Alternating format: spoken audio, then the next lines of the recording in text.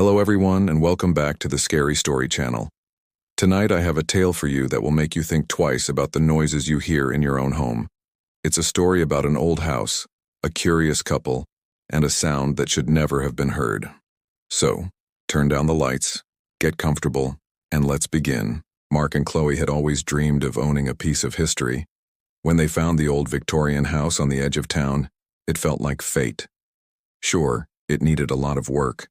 The paint was peeling, the floors creaked with every step, and a fine layer of dust covered everything. But it had character, and more importantly, it was theirs. They spent their first week just cleaning, dreaming up renovation plans, and exploring every nook and cranny. Every room held a new surprise, a forgotten relic from a bygone era. They loved it, all of it, except for the basement. The basement was a different world entirely. A heavy oak door reinforced with iron straps led down to a set of steep stone steps. The air that drifted up from below was cold and carried a damp, earthy smell, like a cave that had been sealed for centuries. The first time Mark tried the door, it wouldn't budge. "Probably rusted shut," he'd said, shrugging it off. They had so much else to do, the basement could wait. But Chloe couldn't shake the feeling of unease that door gave her. It seemed less like a simple entrance and more like a barrier, something designed to keep things in, not just out. A few weeks into their stay, the strange occurrences began. It started with small things, a misplaced set of keys, a book falling from a shelf with no one near it. They laughed it off as the house settling, or their own forgetfulness from the exhaustion of moving. But then came the whispers. Faint. Like the wind rustling through leaves, they would hear them just on the edge of their hearing, always when they were alone. Chloe would be in the kitchen and hear what sounded like her name being called from the empty hallway. Mark would be working in his study and hear a soft sigh from the corner of the room. One evening, as they were watching a movie, a loud bang echoed from the direction of the basement door. It sounded like something heavy had been thrown against it from the other side. They both jumped, their hearts pounding. Mark grabbed a heavy flashlight and cautiously approached the door. He pressed his ear against the thick wood, listening. Silence. He tried the handle again, still locked tight. "Must have been a pipe or something," he said, though his voice lacked conviction. Chloe didn't believe it for a second. The sound was too forceful, too intentional. That night, neither of them slept well. The next day, driven by a mixture of fear and determination, Mark decided it was time to open that door. He spent an hour with a crowbar and a hammer, wrestling with the rusted hinges and the stubborn lock. Finally, with a loud groan of protesting metal, the door swung inward, revealing a gaping blackness. A gust of stale, frigid air washed over them. Mark shone his powerful flashlight down the stone steps, which were slick with moisture, and disappeared into the gloom. "Stay here," he told Chloe, his voice tight. "I'll just take a quick look."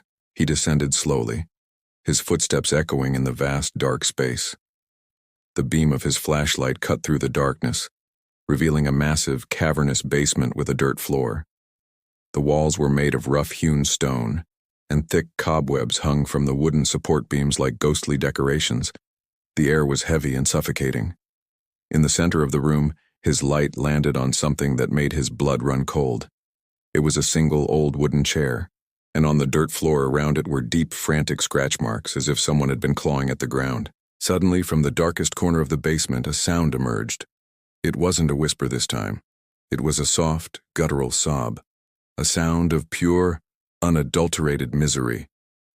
Mark froze, his entire body rigid with fear. He swung the flashlight beam towards the sound, but there was nothing there.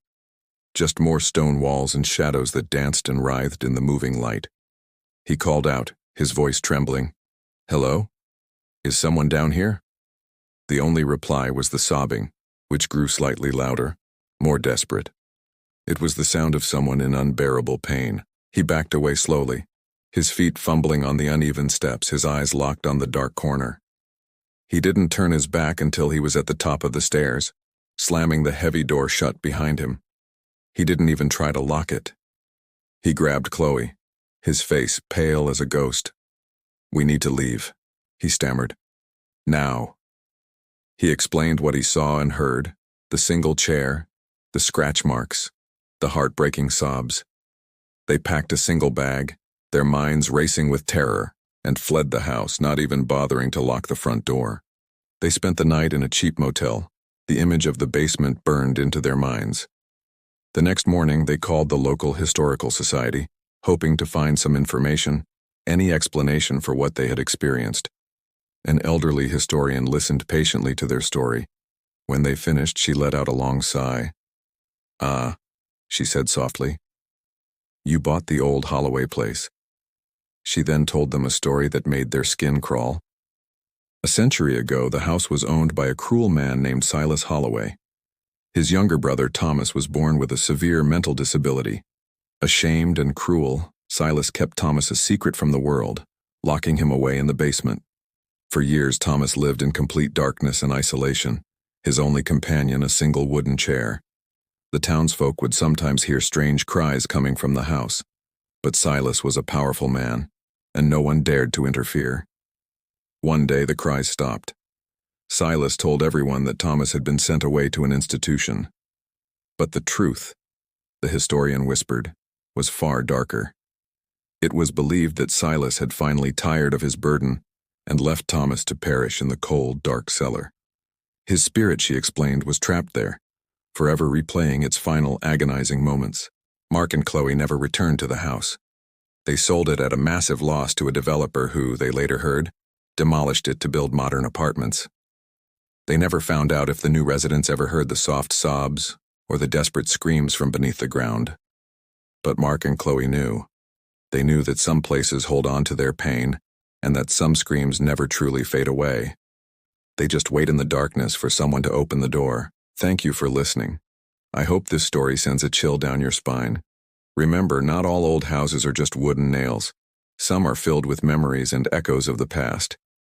If you enjoyed this tale, please like, share, and subscribe to the Scary Story channel for more chilling content.